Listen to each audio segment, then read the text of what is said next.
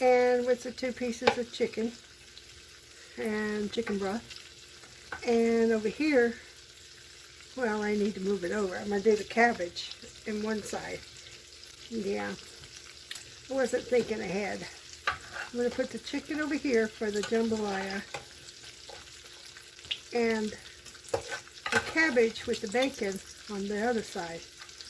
Yeah, that's what I'm going to do. So, I'm just winging it. Don't know what I'm doing. Well, I know what I'm doing, but I keep changing what I'm going to make. Which is fine. I'm not locked in to what I'm going to do with this. Turn the bacon. Had to thaw it out in the microwave because it was frozen. I forgot to take it out.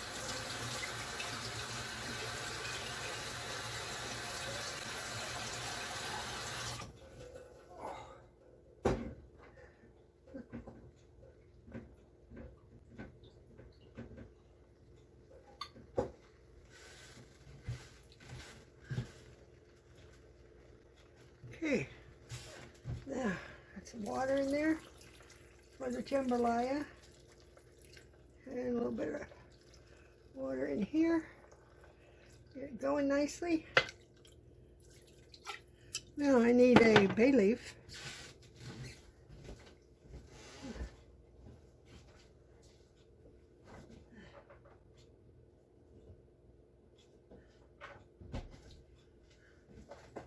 This is more of a chicken broth type jambalaya, not the kind that you would get with the red tomato sauce jambalaya. That's different than this. I had this in a restaurant once in Ohio, and I asked them how they made it because it was so good. And I do like a lot of juice, so here, add some salt to the, and some pepper, and put down the bay leaf.